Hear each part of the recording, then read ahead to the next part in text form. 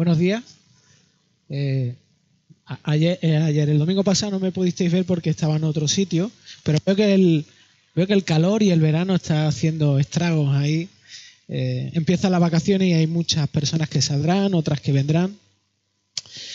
Así que, siguiendo nuestra línea del domingo anterior y del otro, vamos a continuar con la intención de terminar el capítulo 13 del libro de Hechos hoy. Y sí que me gustaría hacer un resumen muy cortito de lo que pasó en los versículos que Nico estuvo compartiendo el domingo pasado, y un resumen muy pequeñito también de lo que este relato nos cuenta, y luego, como veis en vuestro bosquejo, avanzar en un par de puntos y que pueda compartir con vosotros unas cuantas observaciones y temas que son bastante interesantes en esta última parte del capítulo 13.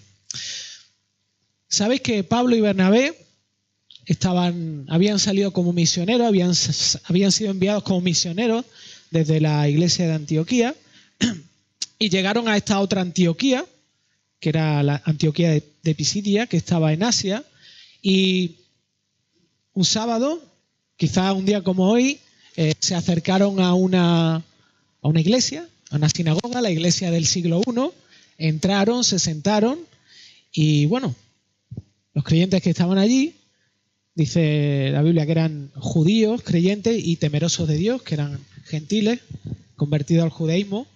Pues hubo alguien que le dijo, oye, ¿queréis compartir algo con nosotros? Y entonces se levantó Pablo e hizo algo fantástico. Les explicó el Evangelio a través del Antiguo Testamento. Les explicó que todo lo que había escrito en la Biblia de los judíos, la ley, tenía que ver con alguien, tenía que ver con Jesucristo, y les contó qué es lo que Jesucristo había hecho por ellos y qué era lo que Dios a través de Jesucristo le estaba ofreciendo, ¿vale? Eso es en líneas generales lo que ocurrió en los versículos del domingo anterior. Claro, esto produjo una gran revolución en la ciudad. Hubo una gran revolución tan grande que la gente le dijo, oye, no os marchéis, quedaros y contarnos más de esto que nos habéis explicado. Así que Pablo y Bernabé seguramente le alquilaron allí una habitación en el hotel y se quedaron una semana más con ellos. Y esa semana siguiente, el siguiente sábado, el siguiente día de reunión, Pablo y Bernabé se presentaron y nos cuenta el texto que ha leído hace un momento Rubén, que había un montón de gente allí escuchando, y de ese montón de gente hubo un grupo de personas que les molestó un poco lo que vieron, le insultaron, hicieron bastantes cosas hasta que al final lo echaron, etcétera, etcétera. Así que, como digo, hoy nos vamos a centrar en esta última parte. Y lo primero que vemos en el texto, no sé si... Claro, hay que leerlo varias veces para darse cuenta, pero este texto enfatiza un par de cosas bastante importantes. La primera, oír, se repite 2 veces oír, y otra cosa que se repite bastante es la palabra de Dios, la palabra del Señor, ¿no? Por lo tanto, Lucas quiere enfatizar, si repite esto en este fragmento de texto tan pequeño, es porque quiere enfatizar este aspecto. Quiere que nosotros, no solamente Teófilo, sino nosotros también, que somos los lectores más tardíos del libro de Hechos, entendamos por qué es importante esto para nosotros, ¿no? Así que lo primero que vamos a ver es el aspecto de la actitud del que oye, ¿no? Porque eran personas que estaban escuchando. Como he dicho, Lucas comienza describiéndonos lo que ocurrió una semana después de que Pablo y Bernabé hubieran predicado. Y dice, en el versículo 44, dice que casi toda la ciudad se presentó para escuchar. No sé cómo de grande sería Antioquía, pero Lucas percibió, o por lo menos los testigos que se lo contaron a él, dicen que casi toda la ciudad fue a escuchar, ¿no? Era como casi un partido de España, ¿no? Casi todo el mundo se había levantado a atender y a participar de eso, ¿no? Y para mí es un detalle tremendamente interesante en el texto, ¿no? Uno puede pasar corriendo por este texto y decir, bueno, no es importante, pero sí. Recordemos que Pablo y Bernabé habían predicado la semana anterior y otra vez volvían a compartir, a predicar sobre el Evangelio. Interesante que la gente fue a escuchar, pero la gente no fue a ver a Pablo y a Bernabé o a esperar milagros de ellos, sino que dice el texto, y ahí Lucas sí que es muy específico, dice que lo que iban a escuchar sobre Jesús, sobre lo que Jesús había hecho. Cuando hace referencia ahí a la palabra del Señor, es justamente lo último con lo que Pablo había estado comunicando, es lo último que Pablo había estado hablando con ellos, que era justamente lo que Dios había hecho a través de la figura de Jesucristo. Así que la palabra de Dios tenía que ver con el Evangelio y tenía que ver con Jesús. Y al menos esto que aquí describe Lucas tiene que ver con dos cosas. Lo primero, si esta gente venía a escuchar el Evangelio, era porque el mensaje de Pablo había estado centrado en Dios y lo que había hecho en Cristo para justificar gratis al hombre. Si estas personas venían a escuchar eso es porque Pablo había hablado de eso. Y lo segundo es que si fue casi toda la ciudad a escucharlo, es porque estas personas que habían escuchado esta fantástica noticia se la habían contado a otras personas. Y no habían esperado al sábado para volver a escuchar sobre el mensaje que Pablo tenía, sino que durante la semana no habían podido evitar hablar del tema a otras personas. No sé quiénes de vosotros han visto este partido, el de Corea-Alemania, fue el miércoles creo, así el miércoles fue, ¿no? Quizá esto no tenga relevancia, pero algo milagroso ocurrió ese día en mí. Algo sobrenatural. A mí no me gusta el fútbol, como sabéis la mayoría de nosotros, una cosa que me atraiga mucho, ¿no? Pero el miércoles no sé qué pasó, que juega España y no me levanta ningún tipo de pasión ni nada, no me tiréis piedras, por eso me siento español, pero no me tira esto, ¿no? Pero el miércoles subí al salón, estaba Sara viendo allí el partido y me senté un rato por estar con ella, o sea, ni siquiera quería mirar el partido, ¿no? Pero no sé de qué manera, una manera, digamos, sobrenatural o extraña, me senté y empecé a ver las jugadas, empecé a ver los pases, empecé a ver las oportunidades y de pronto empecé a sentir pasión. Una pasión nueva, un afecto nuevo que estaba disfrutando lo que estaba viendo. Al punto de que mi intención era estar con ella 5 minutos y al final me quedé hasta el final del partido, que tuvo un descuento de 10 minutos casi o más, ¿no? Y me quedé hasta el último instante.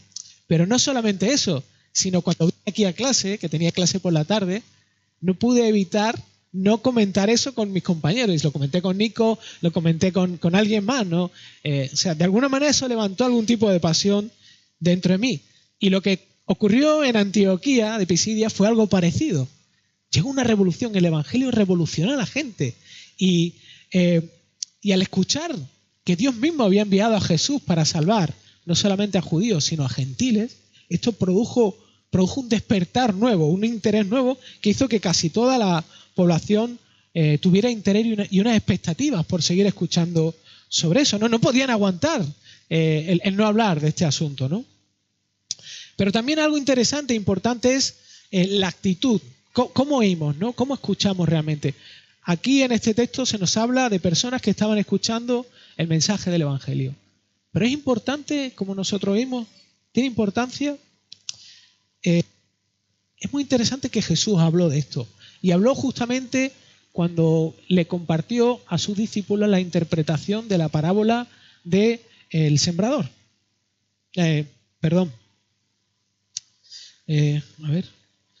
Sí, justamente, sí, la parábola del sembrador, ¿no? Está la parte donde Jesús está comunicando la parábola y luego, en la intimidad, los discípulos le preguntan, oye Jesús, ¿esto qué quiere decir? Y entonces Jesús llega y le explica, ¿no? Y le dice justamente, está en Lucas 8 del 16 al 18, dice, nadie enciende una lámpara y la cubre con una vasija o la pone debajo de una cama, sino que la pone sobre un candelero para que los que entren vean la luz. Pues no hay nada oculto que no haya de ser manifiesto, ni secreto que no haya de ser conocido y salga a la luz. Por tanto, tened cuidado de cómo oís, porque el que tiene más le será dado, y al que no tiene, aun lo que cree que tiene le será quitado. La parábola del sembrador tiene que ver con el hecho de que, de la comunicación del mensaje del Evangelio y cómo distintas personas lo reciben. Y Jesús lo que está diciendo aquí, lo que está diciendo a sus discípulos es que tengan cuidado cómo escuchan. ¿Por qué? Porque lo que Jesús pretende es que los discípulos entiendan y miren y evalúen cómo afecta, cuál es el impacto del Evangelio en sus vidas, ¿no? de hecho, tiene que ver también con nosotros. ¿Cómo es el impacto del Evangelio en nuestras vidas? ¿Cómo nos afecta? Y deberíamos hacernos preguntas como, ¿realmente el Evangelio es algo que los demás ven? ¿Es algo visible? ¿Tiene un efecto en mi vida que es visible desde el exterior, no? Fíjate que Jesús en Lucas, en el texto que hemos visto hace un momento, lo que dice es que el Evangelio, Cristo en tu vida, es como una luz que no se puede tapar, que no se puede esconder. Es luz, es una luz que se irradia, ¿no? Entonces, ¿es visible para los demás esta realidad?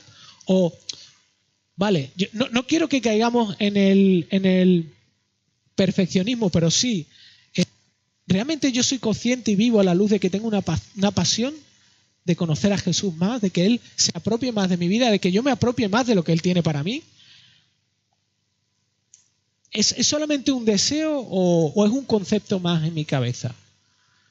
Porque la intención de Dios a través del Evangelio es que nos enamoremos de Él, pero que no alcancemos un nivel lleno hasta arriba, sino que eso produzca una inquietud y una necesidad, ¿no? Que nos pase como estas personas en Antioquía de Pisidia, que tengamos un deseo, un hambre por conocerlo más, ¿no? Por experimentar más su amor y su presencia, ¿no?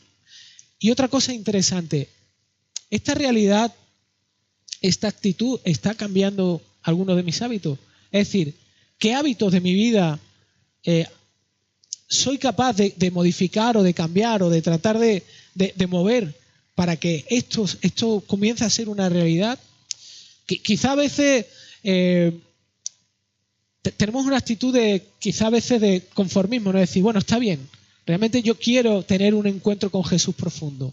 Vale, yo sé que Dios tiene que hacer algo en mi vida y yo sé que es el que tiene que obrar, pero realmente yo evalúo qué hábitos en mi vida en los que Dios quiere trabajar y me quiere ayudar, estoy dispuesto a entregar. O sea, estoy realmente consciente de que hay aspectos en mi vida que están, de alguna manera yo, de forma voluntaria, estoy renunciando a lo que Dios quiere cambiar para que yo pueda tener una actitud de recibir más de Él. Si el fútbol o cualquier otra cosa tiene la capacidad de apasionarme, debería preguntarme por qué no conocer más a Jesús, ¿no?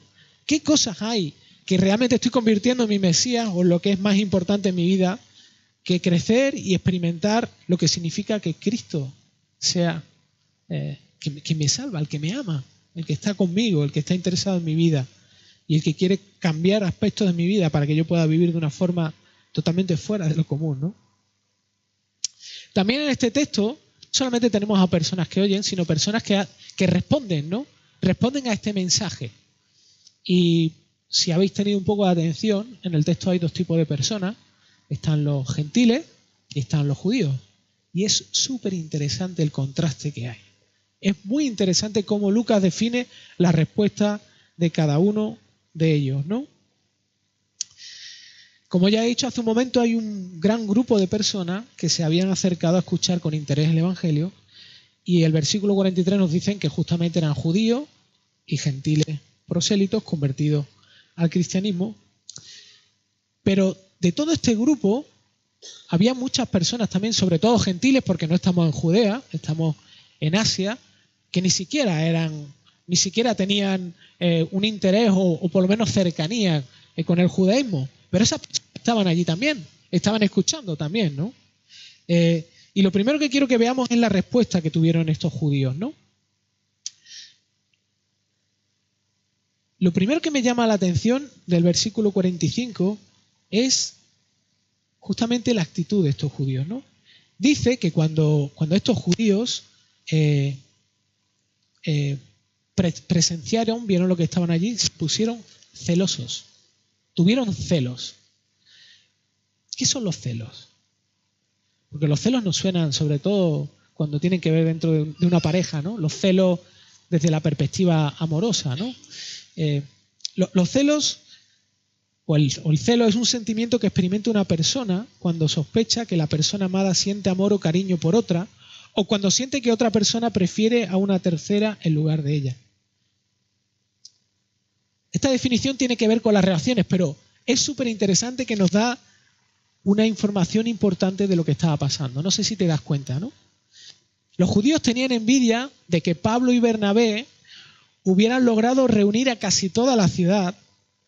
Y no solo eso, sino que los judíos Pablo y Bernabé le estaban ofreciendo a la ciudad algo gratuito. Le estaban comunicando que el evangelio era gratuito, era algo que Dios le había dado gratis y que ellos solamente para aceptar lo que tenían que hacer era creer. Pablo y Bernabé no estaban esperando nada. Y esto es muy significativo. Esto es muy significativo y contrasta mucho con cómo eran realmente los judíos, ¿no? Así que Pablo y Bernabé daban gratis lo que habían recibido gratis, no porque no tuviese valor, sino porque era lo que más valor tenía para ellos, ¿no? Pero ¿por qué respondieron de esta forma tan agresiva los judíos? Lo primero que vemos en esta escena es que los judíos no estaban interesados en las personas. Me voy a explicar. O sea, realmente ellos no les importaba el contenido del mensaje, ni lo ofensivo que pudiera ser. Eso no le importaba. Le importaba que Pablo y Bernabé habían podido influir y juntar a un montón de gente. Eso es lo que le importaba, eso es lo que le molestaba. Que Pablo y Bernabé habían conseguido juntar a un montón de personas, cosa que ellos no habían conseguido. Tampoco a estos judíos les importaba mucho la situación dramática de esas personas, sino que solamente estaban enfocados en lo que ellos querían obtener y mantener. Es decir, ellos estaban interesados en mantener su estatus como judíos, como élite religiosa, como la puerta a Dios, ¿no? Como, digamos, los controladores de la puerta o de la entrada a lo que era mantener una relación con Dios, ¿no? Pero esto era fruto ¿de qué? De que en general los judíos habían olvidado que Dios no los escogió porque fueran especiales. Dios no fue al pueblo judío porque ellos eran mejores, sino todo lo contrario. O sea, la Biblia está llena justamente de evidencia en el Antiguo Testamento que Dios escogió a una nación pequeña. O sea, básicamente la sacó de la nada, ¿no? Cuando llamó a Abraham, ¿no? Y en una sola frase, olvidaron la gracia de Dios. Y esto tiene mucha relación con lo que Nico predicó el domingo pasado. La necesidad de volver a recordar algo que habían olvidado. En este caso los judíos lo habían olvidado, ¿no? Los judíos se habían convencido de que ellos estaban bien con Dios, de que ellos eran el pueblo de Dios, era el pueblo escogido. Si Dios lo había escogido eran porque eran especiales y por esa causa ellos pensaban que eran el medio privilegiado de que Dios se pudiera acercar. Y para ellos era muy importante la ley y los rituales. Y especialmente se sintieron molestos porque Pablo y Bernabé venían a estropearles el negocio. O sea, cuando alguien quería acercarse a Dios tenía que hacerlo a través de la religión judía y tenía que pagar dinero para los sacrificios y tenía que entrar en todo ese sistema. Pero el mensaje del evangelio era gratuito y era una agresión para ellos. Y la respuesta fue tan fuerte de estos judíos. De hecho, el texto nos dice que lo insultaron, que trataron de engañar, trataron de modificar lo que estaban diciendo ellos para que la gente no creyera lo que estaban diciendo, ¿no? Obviamente para ellos era muy valioso no perder ese estatus y esa identidad. Y ante esta agresión tan fuerte, Pablo y Bernabé, dice Lucas, que ellos respondieron con valentía, ¿no? Obviamente ellos respondieron en base al Espíritu Santo, a lo que tenían dentro de ellos, ¿no? A lo que Dios les había regalado. ¿Qué diferencia con los judíos? Y qué diferencia de micrófono ahora, ¿verdad? Los judíos usaban a las personas y el Espíritu Santo ha venido. Estaba ahí apagado. Ellos estaban usando a las personas, pero Pablo y Bernabé las amaban. Qué interesante, porque Pablo era igual que los judíos antes. Pablo perseguía a los cristianos para ganarse un estatus de buen judío, pero ahora aquí se ha vuelto la vuelta a la tortilla, se ha dado la vuelta. Es que Pablo está del lado de aquellos que aman a las personas y que no le importa, ¿no? No le importa las consecuencias o lo que pudiera ocurrir, ¿no? De hecho, ellos amaron más la verdad y las implicaciones que ésta tenía con los gentiles, porque ellos estaban hablando de la salvación de los gentiles. Ellos estaban mostrando la verdad para que más personas pudieran conocer a Jesús y no les importaba las consecuencias que pudiera ver contra ellos, ¿no? A ver, quizás nosotros no estamos en el contexto del judaísmo, ¿no? Pero sí que estamos en un contexto social donde decir la verdad tiene un riesgo. Decir la verdad tiene un riesgo grande. ¿Cómo vivimos nosotros en nuestra cultura actual decir la verdad? Es un reto, ¿verdad? Es un reto. Es un reto enfrentar las consecuencias. Es un reto pensar hasta dónde podemos llegar o dónde podemos encontrarnos cuando uno comunica la verdad que Dios tiene y que nosotros hemos recibido, ¿no? ¿Y qué implica esto con los temas más complicados y más candentes, ¿no? El tema de la ideología de género, el tema de la educación de los niños, la eutanasia, la autoayuda. ¿Cómo comunicamos la verdad, no? La cuestión es que necesitamos la pasión. Necesitamos lo que acabo de perder yo otra vez, el Espíritu Santo que se ha ido del micrófono. Necesitamos recuperarlo una y otra vez. Necesitamos pedirle a Dios ayuda en estos aspectos y experimentar y vivir a la luz de esa realidad, del valor de quién es Dios, ¿no? Y de que su verdad realmente no cambia. Es una verdad eterna y es una verdad real y verdadera. Y es lo que necesitan escuchar las personas, ¿no?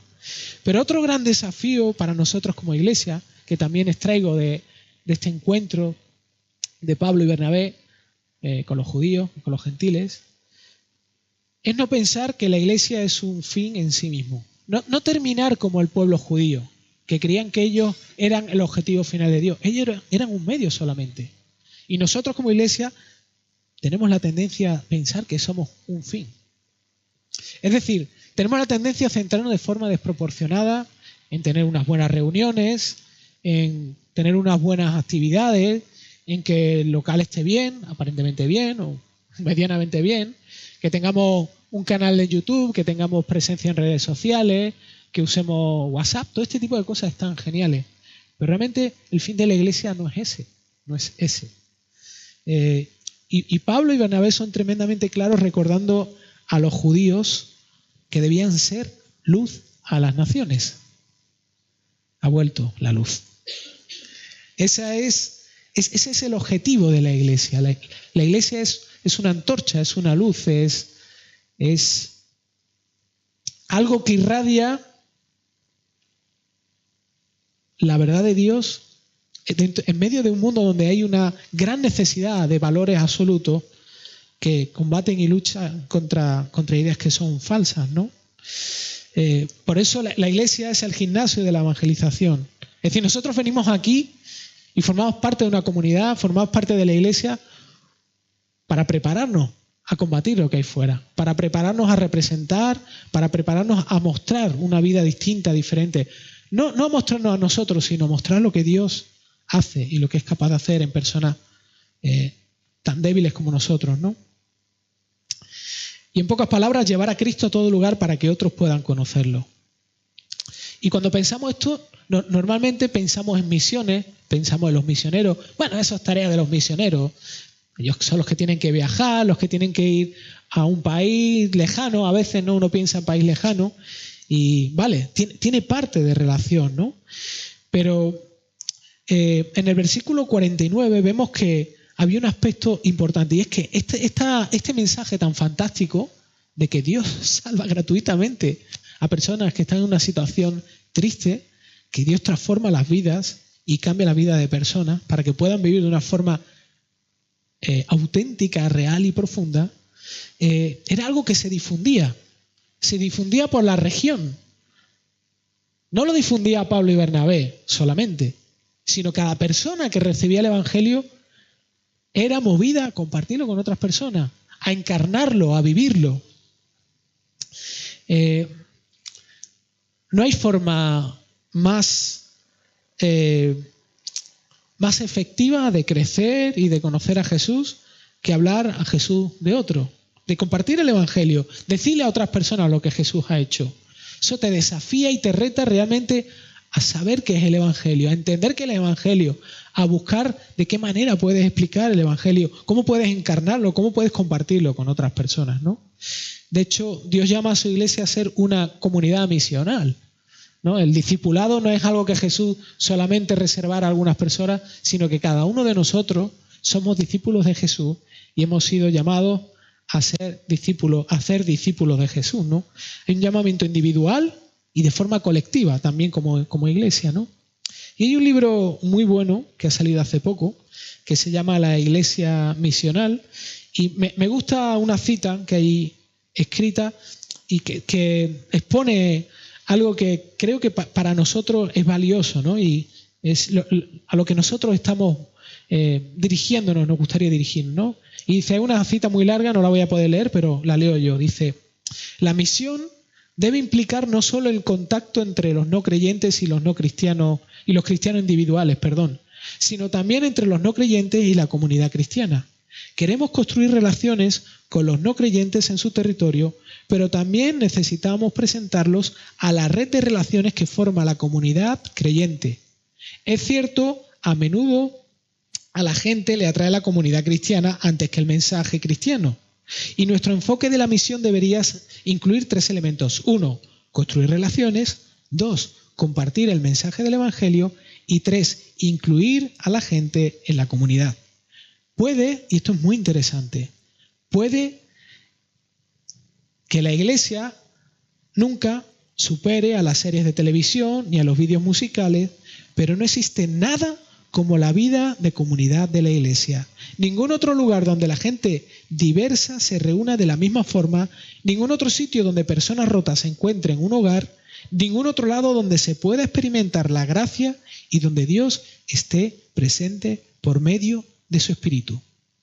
Es fantástico, fantástico. Lo que está diciendo es que a veces como Iglesia tratamos de crear una cultura evangélica en un contexto donde la gente no entiende el Evangelio, no comprende nuestra cultura evangélica de Iglesia.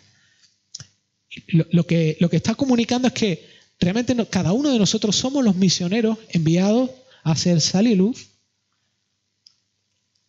a contextualizar el mensaje del Evangelio a través de nuestra vida y a través de nuestras relaciones, buscando incluir a esas personas dentro de la comunidad cristiana y mostrándoles que la vida que Dios es capaz de producir a través del Espíritu Santo y por causa de la muerte de Jesucristo es una vida que es fuera de lo común y que es infinitamente más valioso que cualquier otra alternativa. En vez de competir, que la Iglesia compita preparando eventos fantásticos, que está bien, o sea, no estoy diciendo que esté mal, preparar festivales, no podemos competir con el nivel que hace esto otros aspectos de la sociedad, pero sí podemos competir y sí podemos mostrar un estilo de vida y un estilo de comunidad diferente, no por nosotros, sino por quien está entre nosotros. La segunda respuesta que vemos es respecto a la recepción del Evangelio, escucharlo, es la de los gentiles. Y la respuesta a los gentiles también es tremendamente llamativa cuando escuchan esto, ¿no? No solamente oyen, sino que escuchan. De todo el grupo de personas que estaban oyendo, los judíos empezaron a oír, pero luego vieron y se disparó todo esto que ya hemos hablado. Pero los gentiles escucharon algo que los revolucionó. Algo que los revolucionó y los llevó a experimentar una alegría y un gozo profundo, como dice ahí Lucas. Y Lucas nos dice que no solamente estaban felices por la buena noticia, sino que además estaban felices porque estaban viviendo la experiencia de descubrir que eso era un regalo valioso, más valioso que nada. ¿Cómo he llegado a esa conclusión? Bueno, dice que glorificaban la palabra de Dios. Glorificar algo, y lo vuelvo a recordar porque constantemente aquí venimos recordando conceptos, glorificar algo es disfrutar, valorar algo por encima del resto de las cosas. Por lo tanto, ellos, a Cristo, porque es el mensaje del Evangelio, Jesucristo, lo disfrutaron y sintieron gozo porque lo empezaron a valorar por encima del resto de las cosas. Empezaron a darse cuenta de que Cristo es fantástico, que lo que Él ha hecho es fantástico, que es algo que me revoluciona, me transforma, me cambia la forma de ver la vida, ¿no? Igual que a mí cuando vi el partido no al extremo, ¿no? Pero cuando vi el partido de Corea del Sur y Alemania, algo cambió en mí, tenía ganas de hablar del partido. Mira que yo de fútbol sé poco, ¿no? Pero algo produjo dentro de mí, ¿no? en ese momento estaba glorificando el partido, había disfrutado del partido, estaba compartiendo las bondades de ver ese partido, ¿no? Una observación de este relato, algo también muy interesante, ¿no? Cuando confrontan Pablo y Bernabé a los gentiles, por causa de haber rechazado el Evangelio, es súper interesante, ¿no? Los gentiles, le dice Pablo y Bernabé, que ellos no se consideraban dignos del Evangelio. No se consideraban dignos. Pero realmente, los judíos, si los judíos realmente ellos se consideraban dignos de que Dios fuera su Dios, se consideraban dignos de que Dios los bendijera y que fuera su pueblo, y Pablo y Bernabé les dicen que no, que ellos se habían, a sí mismos, con esta actitud, se habían considerado indignos, ¿no? Que no eran merecedores de él, ¿no? Eso es lo mismo que Jesús nos dice en el Sermón del Monte, ¿no? Sermón del Monte dice, bienaventurados, en Mateo 5:3, bienaventurados los pobres en espíritu, pues de ellos es el reino de los cielos. O sea, realmente Pablo y Bernabé le estaban diciendo, no habéis entendido nada. No habéis entendido absolutamente nada. Los que se dan cuenta de que no merecen el Evangelio, los que se dan cuenta de que ellos no son los que Dios elegiría, son justamente los que Dios elige. En cambio, los judíos, con su orgullo, con su actitud de sentirse ellos realmente bien con Dios, son los que a sí mismos confirman que ellos no necesitan el Evangelio y por tanto no son merecedores de él, ¿no? Este texto tiene también algo complejo, complicado, que habla de un aspecto teológico que a mí me gustaría saltar, pero no voy a hacerlo, ¿no? Y supongo que no habréis dado cuenta, quizás leerlo rápido, pero dice en la respuesta de los gentiles, dice que se alegraron y celebraron la palabra del Señor y creyeron todos los que estaban destinados a la vida eterna. O sea, lo que Lucas está diciendo es que las personas que habían creído en ese momento eran personas que ya habían sido destinadas para creer. Y en el original, en el griego original, algunos comentaristas tratan de quizá darle al verbo un valor menos fuerte, pero realmente el verbo tiene un valor militar, de orden. Es decir, era algo que se había ordenado, no era algo que quizá podía ocurrir o no, sino que algo había ocurrido en la vida de esas personas antes. Y por causa de eso, estas personas pudieron aceptar a Jesús, ¿no? Esto es lo que se llama en teología la predestinación, y no voy a hacer aquí un estudio profundo, no habría tiempo. Quizá lo que dejo es el reto a que vosotros podáis profundizar más, pero la Biblia no deja duda respecto a un asunto. Y esto es una introducción previa, para que entendamos un poco cómo funciona el tema de la elección previa a esta, ¿no? La Biblia no deja duda alguna en que todos nacemos afectados profundamente por el pecado. Lo dice Pablo en toda la epístola a los romanos. Por ejemplo, uno de los textos es Romanos 3 del 10 al 12, que habla de que no hay justo ni en uno, no hay quien entienda, no hay quien busque a Dios, todos se han desviado, a una se hicieron inútiles, no hay quien haga lo bueno, no hay ni siquiera uno. Pablo en otra epístola, en Efesios, sigue. Hay cientos de textos, o sea, no quiero perderme en todos ellos, ¿no? Pero la realidad es que la Biblia es clara desde la perspectiva de que el ser humano nace con un problema grave, y es que no tiene la capacidad de acercarse a Dios. Y lo que Pablo está diciendo, describiendo en este texto, no es que el hombre tenga momentos aislados de separarse de Dios, sino que es un estado. El ser humano, tú y yo, hemos nacido de esta forma, ¿no? Tenemos una naturaleza apartada de Dios. Y es inseparable, ¿no?, de nosotros mismos.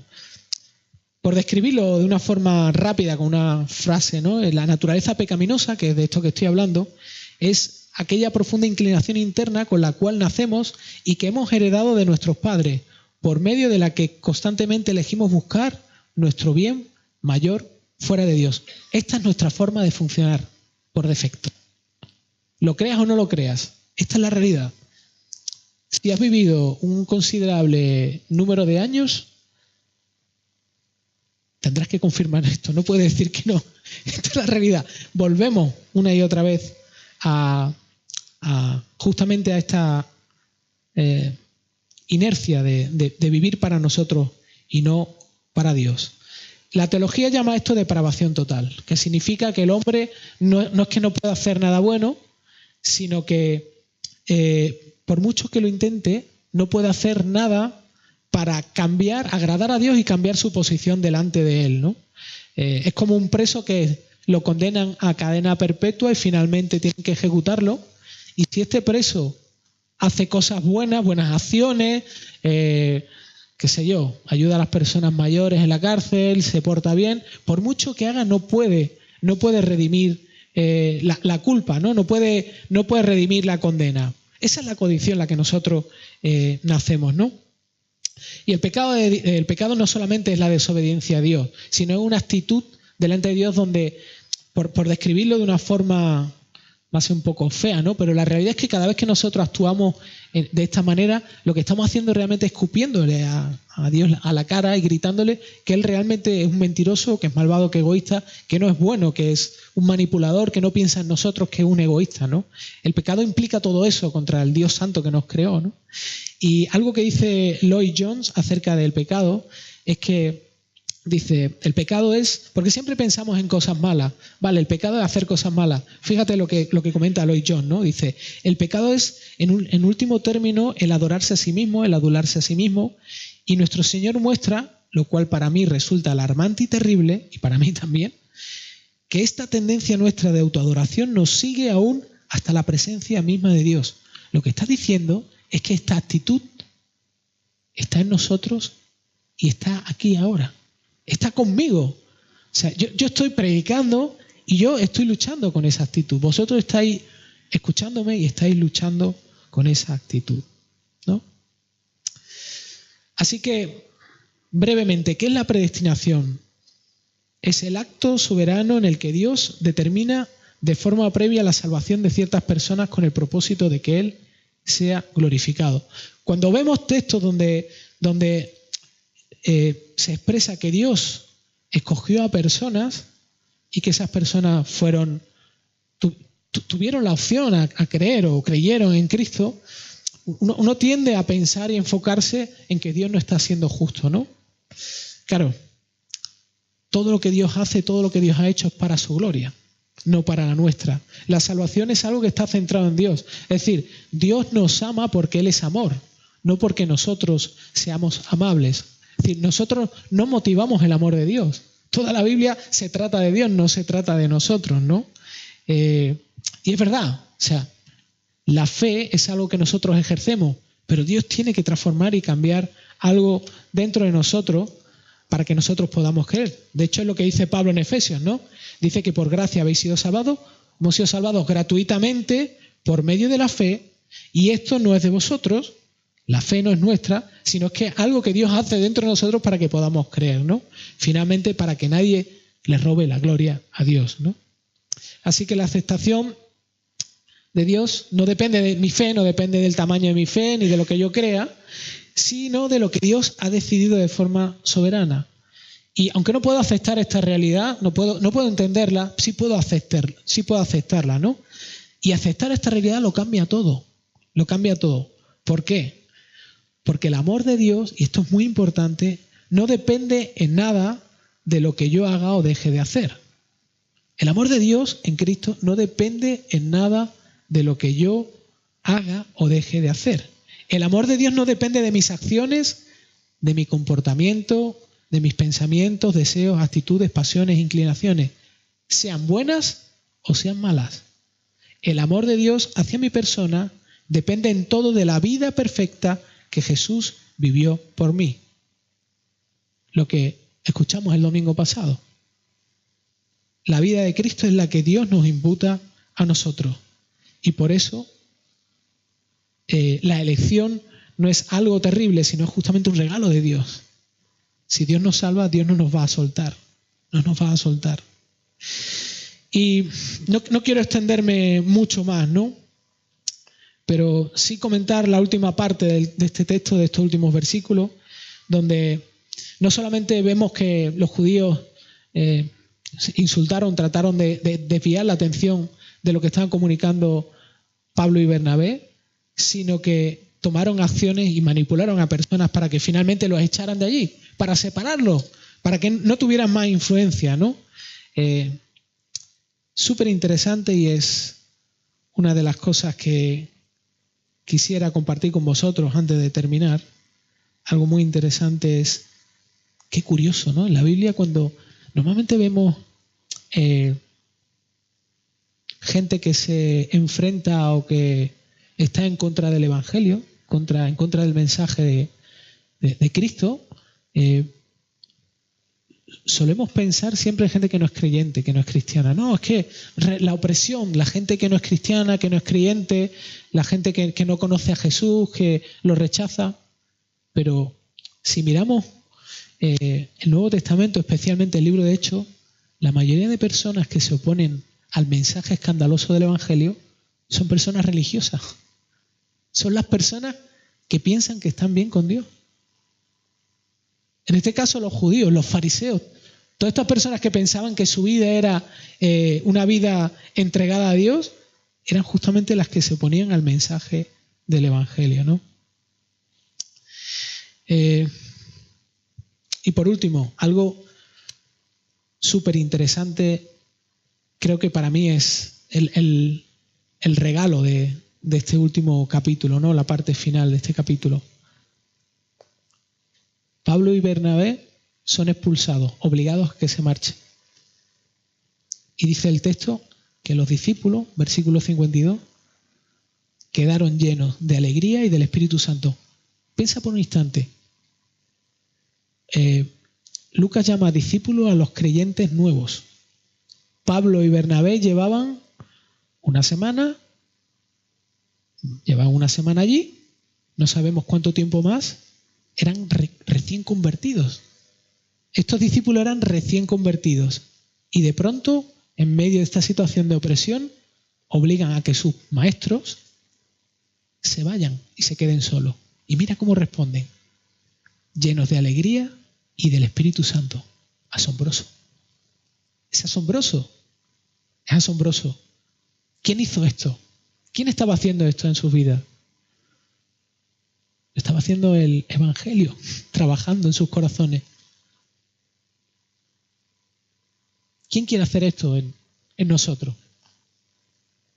¿Quién quiere seguir transformando nuestras vidas y cambiando nuestros corazones? Dios, el mismo Dios quiere hacer lo mismo en nosotros. Quiere hacer exactamente lo mismo en nosotros. Para mí, quisiera acabar con dos cosas, ¿no? La primera de ellas es, ¿por qué oramos los lunes juntos? ¿Por qué buscamos orar juntos como iglesia, compartiendo un mismo motivo? Porque queremos que Dios haga esto. Queremos que Dios siga trabajando en nosotros. Queremos que Dios nos enfoque en poder vivir para Él y por Él, más que enfocarnos en la iglesia, en tener una iglesia con más personas, ¿verdad? A veces uno tiene la tendencia a pensar como los judíos, ¿no? El éxito está en tener una iglesia más grande, que tenga unas mejores actividades. Vale, eso está bien. Pero hay algo mucho más valioso y algo en lo que Dios está mucho más interesado, y es en que podamos tener una vida profunda y abundante con Él. Que realmente podamos vivir experimentando la cercanía de Jesucristo. Que realmente podamos vivir, como compartía yo hace unos domingos, entendiendo y viviendo en base al Espíritu Santo. No como un poder, sino como la presencia de Dios mismo dentro de nosotros. Y la mejor noticia de todas es que eso es lo que Dios quiere hacer. Lo quiere hacer en ti, lo quiere hacer en mí. Y si aún no conoces a Dios, si aún no has tenido un encuentro con Cristo, lo quiere hacer en ti también. Vamos a orar.